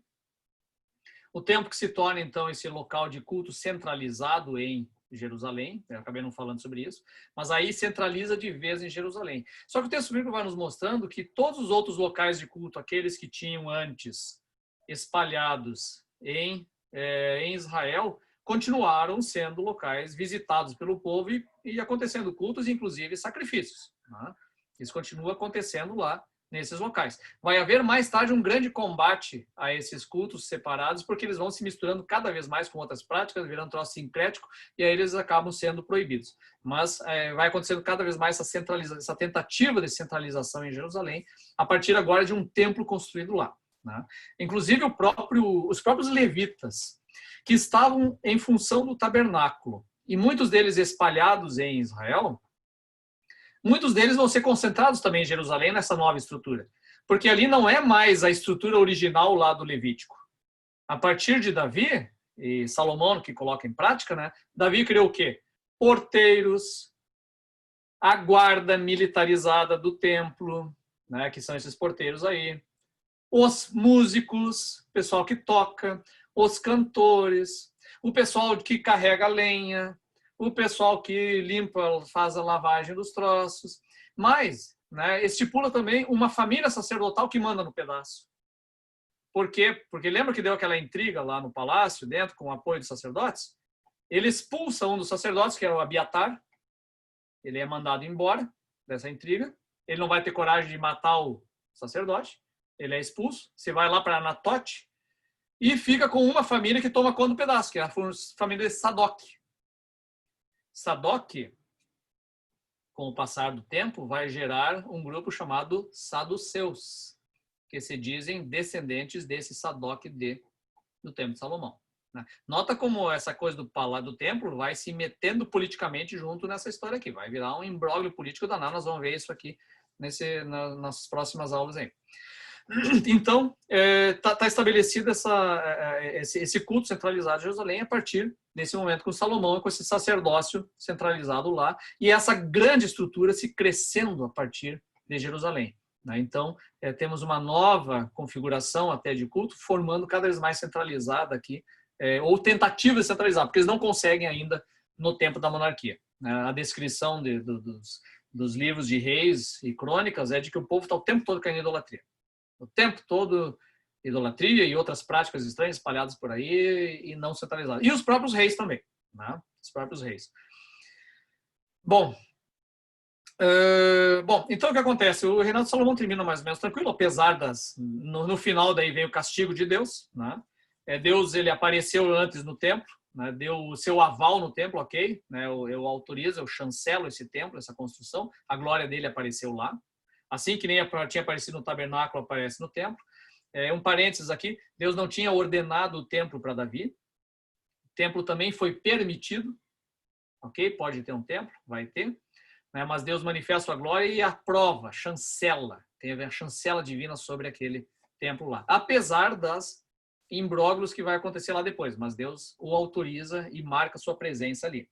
E o Salomão, mas o Salomão depois se desvia. Então acontece esse desvio todo dele, que eu cansei de descrever aqui, e aí vem o castigo de Deus. Deus aparece em sonho de novo para ele, a terceira vez que Deus aparece para ele.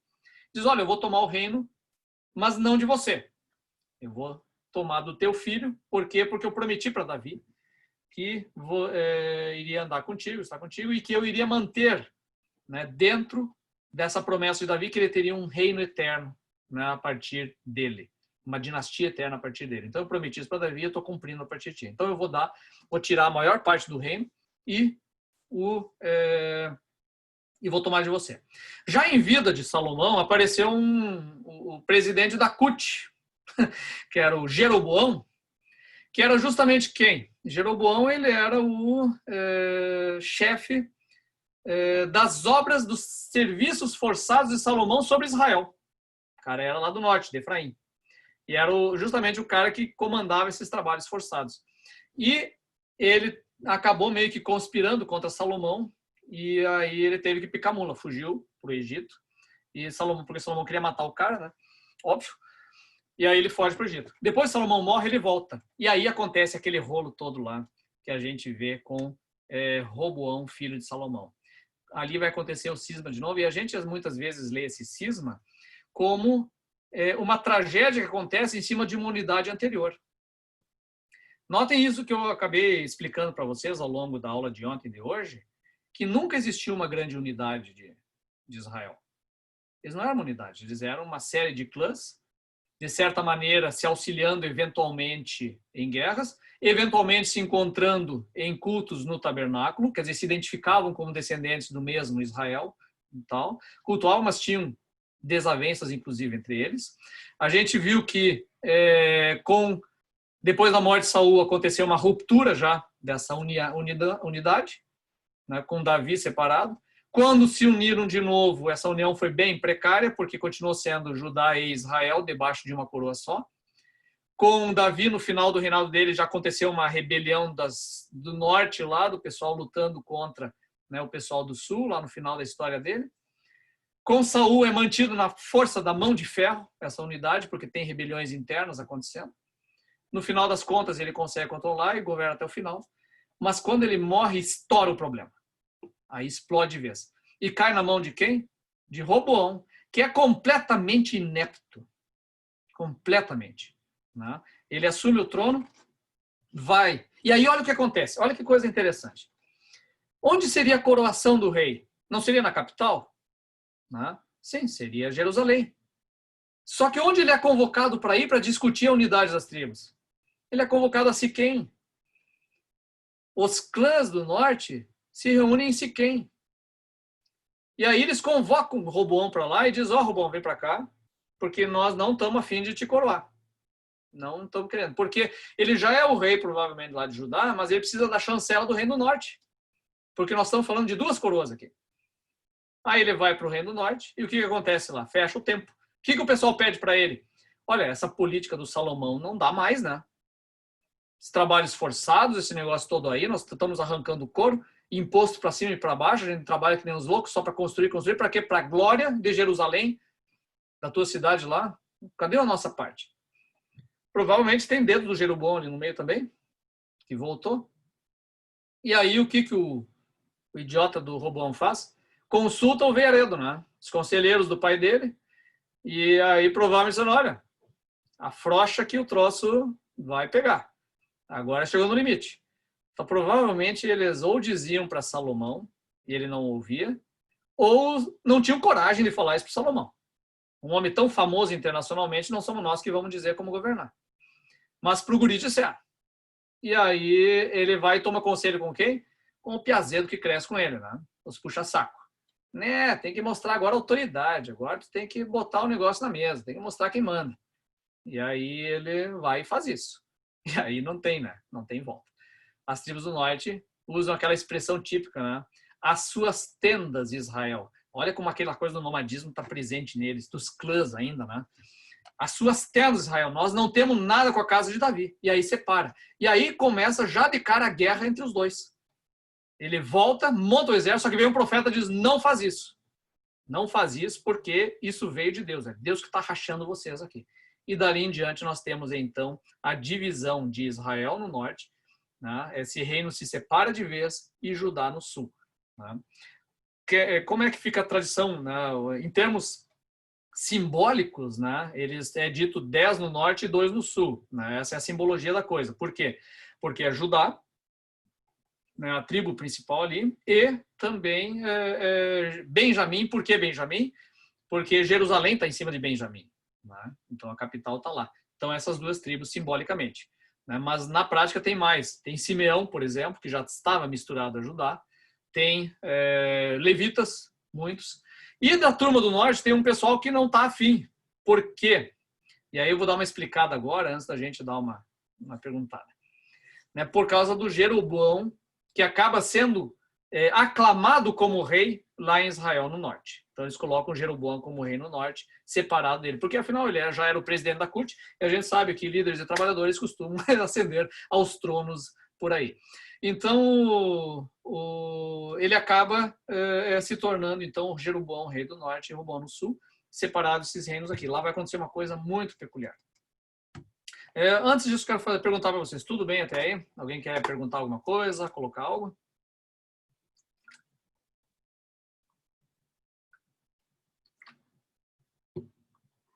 Se não, vamos seguir aqui então. Bom, Jeroboão, logo no capítulo seguinte, capítulo 12 de 1 Reis, ele vai... Eu sempre confundo primeiro ou segundo, não, 1 Reis. Então, ele vai dizer o que ele faz lá. O que o Jeroboão faz? Nós temos uma cisão política entre 2 reinos, mas não religiosa. Eles continuam, todo mundo continua cultuando o mesmo Deus. O que aquela centralização lá de Jerusalém produziu com o tempo? Você só pode sacrificar em Jerusalém, não pode em outro lugar. As festas principais são celebradas lá em Jerusalém. Claro, tem festas que são celebradas em todos os lugares, mas o sacrifício em si é lá. Então, se alguém quer fazer um sacrifício a Deus, seja da comunhão, seja de qualquer outra coisa, ele tem que ir a Jerusalém.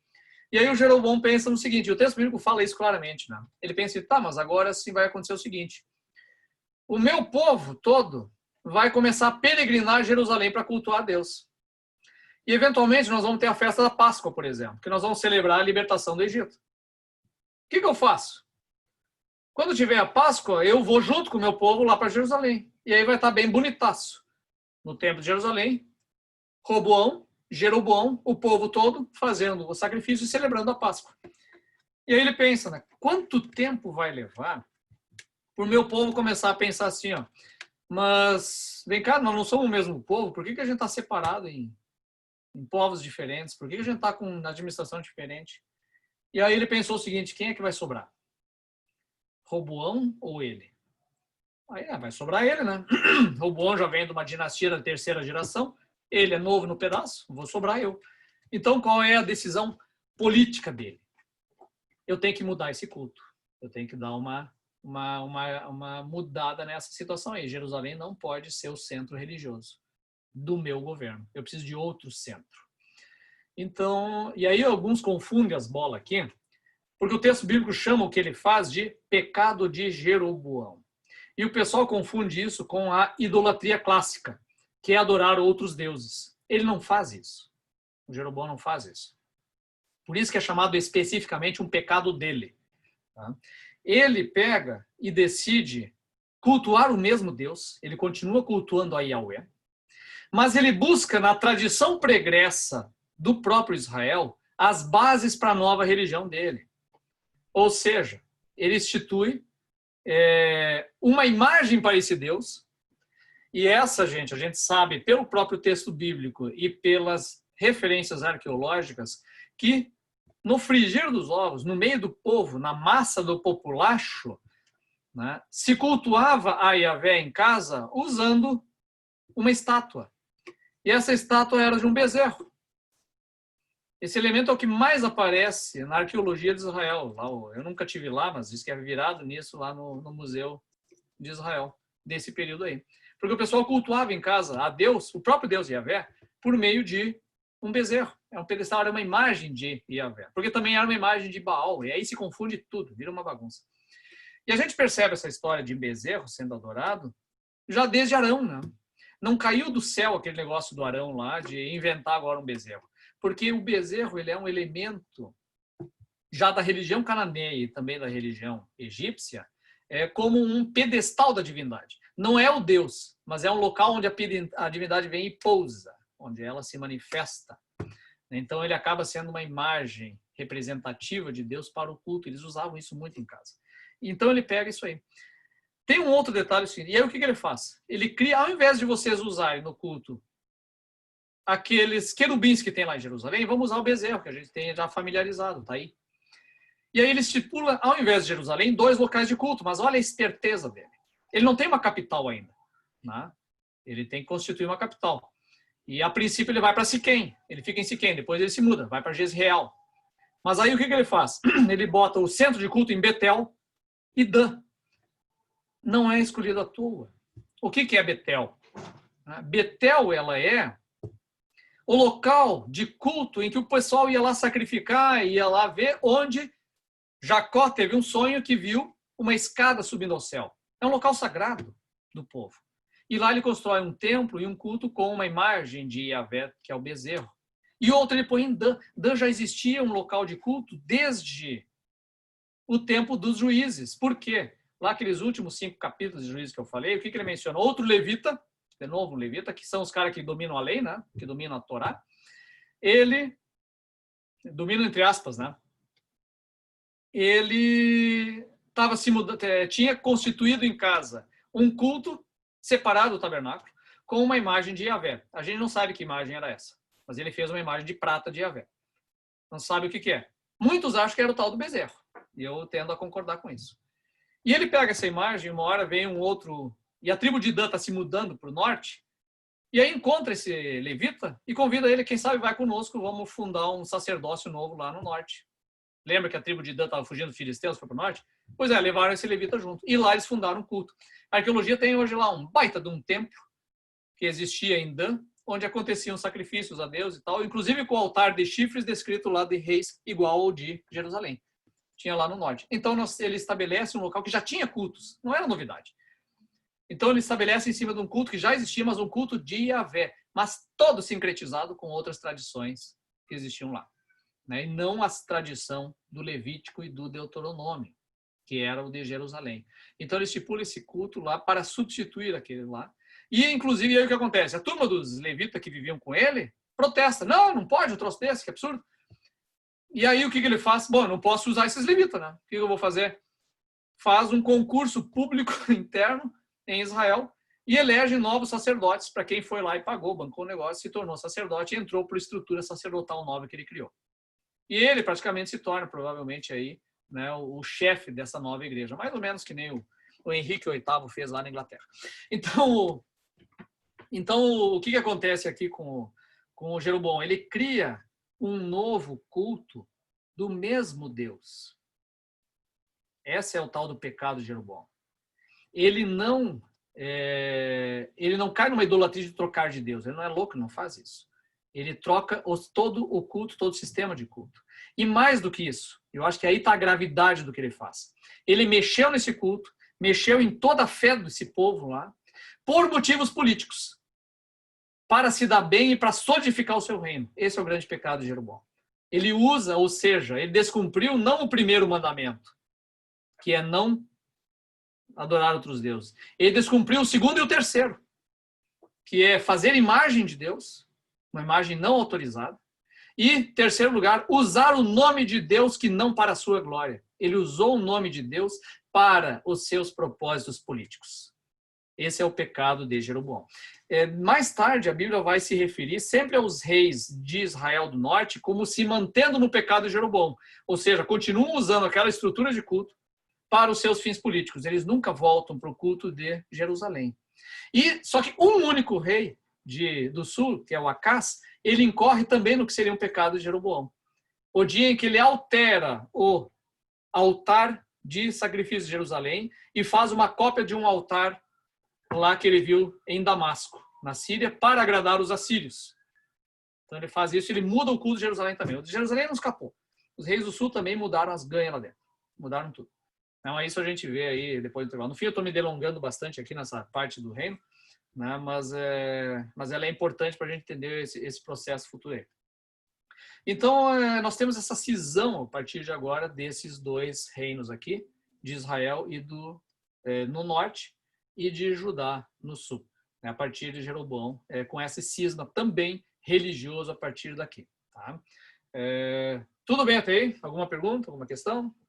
Comentários?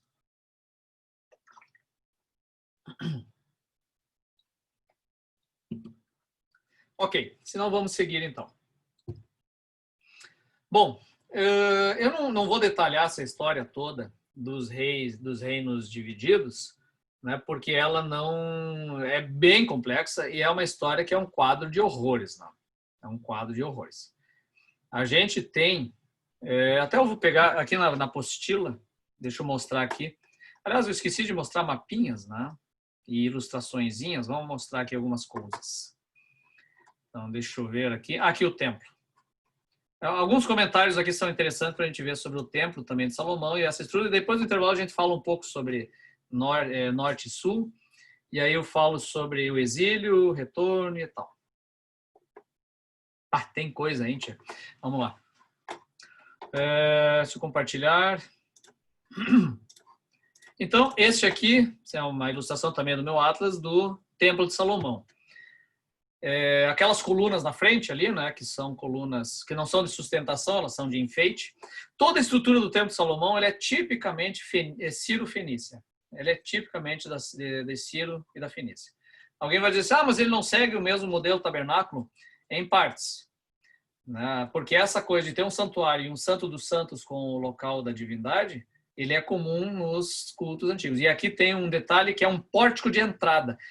Essa coisa de pórtico de entrada, de um templo dividido em 3 partes, é típico de arquitetura síria e fenícia. Aí você vê assim, ó, claro, é óbvio, né? Os engenheiros vieram de lá, eles pegam a estrutura de lá. E aí constroem, então, o templo com esse tipo de estrutura. Né? Os próprios símbolos, né, que aparecem no templo, a construção do templo, toda ela remete a símbolos cananeus internamente ali. Então alguém vai dizer assim, tá, mas isso aí não é idolatria? Não, necessariamente, porque se esse símbolo utilizado ele serve e tem um significado que serve, esse culto pode ser usado, porque Deus autorizou isso ali, ele chancelou, Deus se fez presente lá dentro. Internamente, o templo, ele era, segundo o relato bíblico, tá? Porque esse templo não foi encontrado arqueologicamente, a gente segue o relato bíblico, ele tinha lá dentro, nas paredes, esculpidas em ouro, figuras de esfinges, né, que são os querubins, e tinha também palmeiras e romãs, tudo elemento da imagética cananeia, muito frequente, muito comum, que são ligados à fertilidade da terra. E aqui dentro ele tem a figura dos querubins, e aí vocês vão se assustar com esse desenho de querubim aqui. Porque a gente imagina aqueles anjos, né? Aqueles anjos, assim, uma figura humana com asas de anjo. O problema é que a Bíblia não descreve os querubins dessa maneira, né? Os querubins, quando aparecem na Bíblia descritos, são de formas extremamente variadas e sempre ligados com animais. Ele aparece, por exemplo, lá no Apocalipse como figuras com cabeças de águia, de touro, de homem, né? Várias asas, 4 asas, olhos por dentro e por fora, é uma loucuragem a descrição. Tem salmos que dizem que Deus cavalga um querubim nas asas do vento. Então você imagina Deus cavalgando um querubim se ele for uma figura humana. A cena é ridícula. Mas agora, um touro alado ou um leão alado com cabeça humana, aí ele está cavalgando este querubim. Porque essa é a figura do querubim. Ela é muito fácil da gente pensar se você pensar na figura daquelas estátuas que aparecem na porta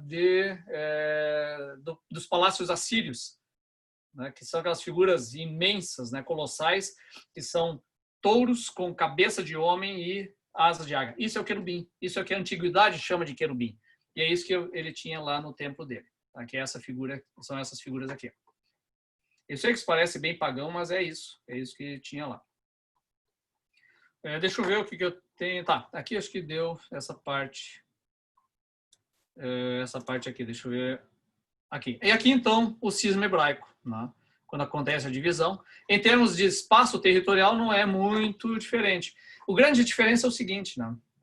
Aqui no norte, nós temos, então, Israel, com a maioria das tribos, e aqui no sul, Judá. Aí diz, mas é um monte de território, né? Só que isso aqui é tudo deserto, ó, minha gente. Tudo deserto, essa parte sul aqui. A arte mais produtiva é mais aqui, e ainda assim é uma produção muito simples, muito pequena, né? Principalmente produção de montanha de deserto, porque é uma área montanhosa e desértica. Então, principalmente o que? Uva, né? E oliveira, que são produtos importantes, né? São bem rentáveis. Mas, em termos agrícolas, de poder econômico, eles não têm um grande poder econômico, porque a grande área econômica é no norte aqui. Né, as tribos realmente ricas e poderosas vêm do norte. Não é à toa que Salomão botou todo o imposto lá, porque é dali que sai a riqueza. Então o poder econômico fica com o norte. É lá que está. E aí, no início, o próprio Jeroboão não tem uma capital. Ele fica primeiro em Siquém. Aí ele se muda para Tirsa. Depois para Penuel. Não sei se é essa a ordem, não me lembro. Então, ele acaba se mudando porque ele não tem uma cidade forte para fazer como sua capital. No final das contas, acaba sendo, eu acho que é Tirsa, que foi a última, que permaneceu durante algum tempo capital, que é uma capital irrisória, bem frágil, assim. Não tem aquela cidade forte como Jerusalém. Essa é uma diferença também dessas tribos ali, entre o norte e o sul. Tá? Então, essa é basicamente a configuração. E os dois locais de culto aqui, então, no norte, Dan, e em Betel, no sul. 2 lugares de culto entre eles. Lá no sul, então, o templo, lá em Jerusalém, se mantém essa configuração aqui. Então, os 2 reinos divididos a partir de então. Bom, eu acho que, por enquanto, era isso. Não sei se a gente faz um intervalo, de repente, agora, ou a gente segue mais um pouco, Wellington? Pode ser um intervalo. Se agora é 6h15, de repente até a gente vai até 7 mesmo, daí de repente se precisar mais de algum tempo a gente estende até depois. Mas eu acho que não, a gente ainda tem daí amanhã, né? Isso. Eu acho que vai ser tranquilo, até porque a gente vai cansando, resume um pouco mais. Mas assim, vocês podem me interromper, perguntem, coloquem, né? Eu não sei se o que eu estou falando é muita novidade para vocês, como é que vocês estão assimilando isso, ou estou chovendo no molhado. Eu gostaria de ter um pouquinho da participação de vocês, ver o que estão, como é que estão achando, como é que a gente pode trabalhar aqui. Está bem assim? Falem aí. Agora é a hora de vocês darem aí o feedback, se está bom assim, se não está. Lucas, tu que gosta de falar? O Lucas é o que está participando direto aí. Eu queria ouvir os outros um pouco. Eu não quero monopolizar, por isso que eu fico quieto, hein? Senão só eu falo aí. Deixa os outros falar um pouco também. Mariana, fala um pouquinho, Rafael. Rafael tirou o microfone dele, é porque ele quer falar. Isso, eu tô aqui quietinho, que eu cheguei atrasado, eu tava ocupado antes, cheguei no meio da aula, fiquei com vergonha de abrir a câmera. Mas, estão me ouvindo bem aí? Sim. Não, eu só queria dizer que pra mim eu tô quietinho porque tá sendo muito bom também. Muita coisa assim nova em relação a essa questão histórica realmente e, como é que eu posso dizer, esse contexto, né, que a gente acaba não tendo quando, às vezes, na igreja, quando está participando, né, ouvindo uma pregação, às vezes não tem tanto esse contexto da realidade em que as pessoas viviam ali, né? Então, essa questão histórica, para mim, está sendo muito boa e me ajuda também a esclarecer algumas coisas que a gente acaba imaginando, como o próprio André falou, que às vezes a gente lê uma história e a gente imagina de alguma maneira, porque a gente nunca foi ensinado, talvez, ou nunca também buscou, né, a maneira correta de como teria acontecido. Uma coisa que a mim me chamou a atenção, até consultei o próprio livro do André, os outros da Bíblia, a questão da Torre de Babel, por exemplo, né? Claro, está fora do que a gente falou aqui, mas a gente tem um imaginário muito maior da Torre de Babel do que ela realmente foi, né? Então, eu estou dando esse exemplo para poder contextualizar isso, né? O quanto eu estou aprendendo da realidade do povo, das pessoas, e o quanto essas histórias agora parecem muito mais fáceis de compreender, de visualizar, né? Concordo com tudo. E eu também tô quietinha porque eu tô escrevendo muito. Então, quando eu tô escrevendo, eu não consigo fazer duas coisas ao mesmo tempo. Mas concordo, eu tô aprendendo bastante também. Oi, eu também estou aprendendo. Eu é a primeira vez que estou lendo a Bíblia, que eu sou muito nova na igreja. E para mim está sendo um aprendizado muito grande. E eu também estou quieta, estou anotando. Para mim é tudo novidade. Então, assim, para mim ficou mais fácil de eu assimilar a escritura. Seria isso. Estamos quietinhos porque estamos absorvendo bastante detalhes, né? A maioria das histórias a gente já conhecia de alguma forma, mas não detalhada como nós estamos vendo hoje, né? Bem interessante, com certeza. Então tá. Não, eu agradeço. A ideia é essa mesmo, né? Eu não estou aqui dando uma formação histórica para vocês, mas que eu estou partindo do pressuposto que, primeiro, vocês já conhecem as histórias bíblicas, né? Isso eu parto desse princípio. Eu vi que tem a Fátima que está conhecendo assim agora, talvez ela tenha um pouco mais de dificuldade de associar as coisas que eu estou falando, porque eu vou jogando um monte de coisa que vocês já conhecem, mas a ideia é que a gente possa melhorar a leitura que vocês fazem da Bíblia, né? Porque justamente eu sempre procuro trabalhar essas questões para valorizar a Bíblia. Às vezes as pessoas acham que eu estou desdizendo a Bíblia. Não, eu não estou desdizendo a Bíblia, eu estou justamente confirmando, né? Porque nós somos marcados por um imaginário muito pesado na nossa cabeça, em torno do quê? Filmes que a gente viu, que constroem um imaginário completamente equivocado em termos de armamento, em termos de número de pessoas, em termos de localidade, tudo é muito imaginário, né? Muito fora de uma realidade. E a gente é muito marcado por mapas que viu, por coisas que leu, então a gente constrói uma coisa que às vezes não está de acordo com a Bíblia que a Bíblia está nos apresentando, né? Às vezes uma batalha entre dois grupos é um entrevero, né? Um entrevero. E essas coisas que eu quero ressaltar um pouquinho, né? E às vezes aquilo que a gente considera como que parece uma descrição de heroísmo, a Bíblia não está exatamente descrevendo um heroísmo ali, está descrevendo outra coisa. Mas é questão de linguagem, né? Eu acho que foco muito nessa coisa da linguagem. Mas acho que era isso. Importante também, fica a sugestão e recomendação para quem não conseguiu ler o livro, né, Heinck, que tu tinha sugerido no começo do semestre. Acho que aquele livro do Gusso lá, ele é um livro introdutório, mas ao mesmo tempo bem rico, né? Uhum. Tem bastante conteúdo e ali também tem para fazer depois essa associação, ela vai ficar bem mais fácil. Então fica a recomendação para quem não conseguiu ainda ler o material. O Thiago também recomendou vários livros, né? Eu também recomendei alguns aí nas aulas.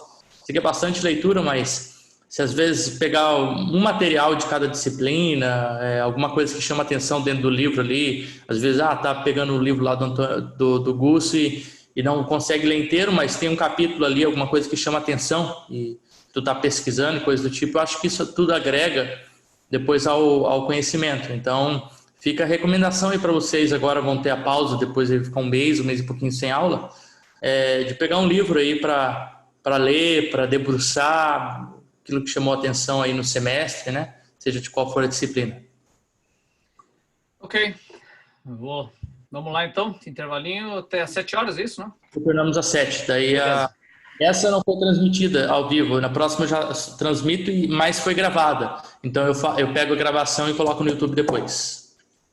Beleza, até daqui a pouco então. Até mais, pessoal, no mesmo link. Até mais.